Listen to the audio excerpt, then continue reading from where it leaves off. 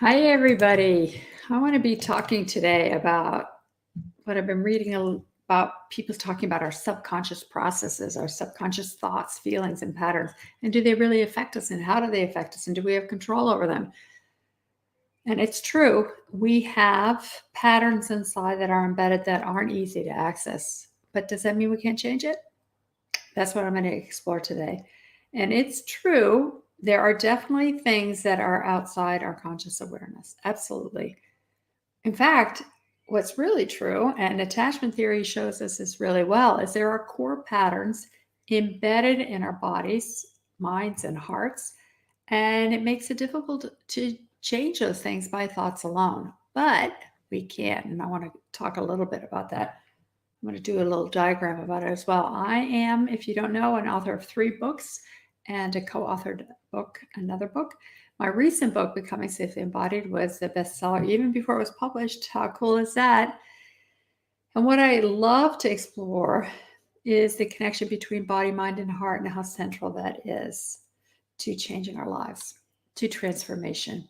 And I'm all about scaffolding transformation so you can actually have it, so I can have it, so we can move through our lives and have a better life. And this is what I've been teaching and writing about over the past 30 plus years in my books, workshops, and online courses. But let's dive a little bit deeper into this, okay? In my trainings, I spent a lot of time looking at how we have these patterns in our life embedded early in life that form templates for our later relationships.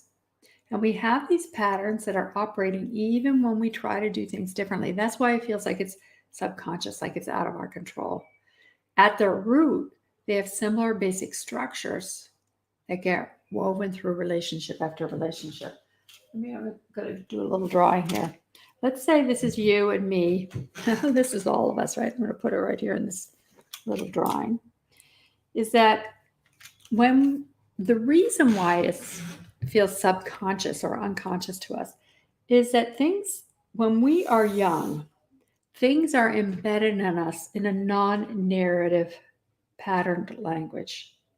That means we feel and experience what's going on from 1 to 3 years old, but we don't think about it.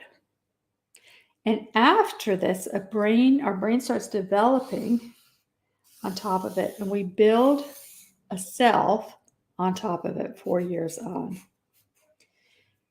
But if we have these patterns that were embedded early on from 1 to 3, and they don't get what I call digested or metabolized or understood or attuned to, they're left in here as just kind of raw material that doesn't make sense.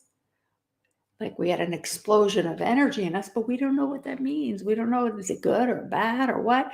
And the more it happens over and over again, it develops clusters of experience, and then it's undigested. Doesn't make sense. You think about a kid who grows up with somebody who attunes to them and says, hey, how are you? What's going on in there?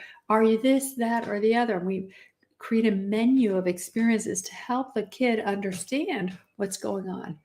If we didn't have that, and so many of us didn't, we're left with all this underneath, and we grow and develop a self on top of it, which is kind of what we have to do because chronologically that's what happens. Our brain keeps developing and we grow up on top of this. But it's disconnected. See this whole area in here? It's disconnected. We don't have access to it. Right in here. We don't have access. And that's why it feels like something's happening to us, that we don't have control or access to it.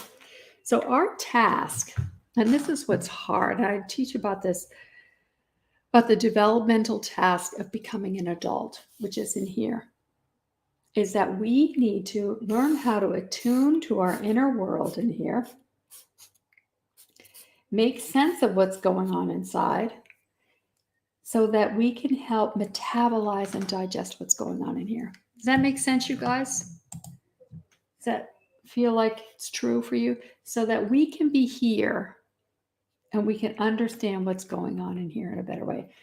So if I get angry here, if I have an explosion in this present moment, but it doesn't make sense. I need to learn how to access what's undigested inside of us so that we can make sense of it. Liz is asking, why are we not attached?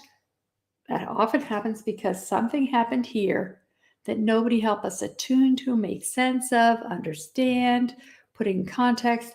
And so this lives out. I talk about this in Parallel Lives in my book, Becoming Safely Embodied.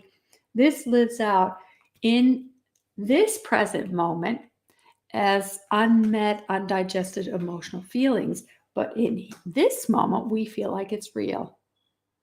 It feels like it's the right truth, And what happens is this is so much the air that we breathe, so much reality that when something happens in this moment that activates our past triggers, we live as if it's real.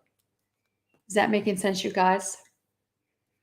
So it's hard then to make sense. Our task is, if we're here learning how to attune to ourself inside, then we can make more sense of it. Andrea, you're saying, I'm still surprised every time this happens and I quote unquote forget, right? Don't we all, right? Forget that I've been there before, sort of making friends with the notion that the journey is ongoing, right? This is the task of healing. This is what it takes. This is what it's like. We need to be here with ourselves, loving and connecting to all this so that we can make sense of it and put things together. I want to look here at my notes and see what else I wanted to talk to you about. This is why it feels subconscious. It's not accessible to our thinking mind because our thinking mind is developed at a different time. And this is encoded in what I call a non-narrative body-based impression in us, right? But these patterns are part of what pulls the strings, and that's why we call it subconscious.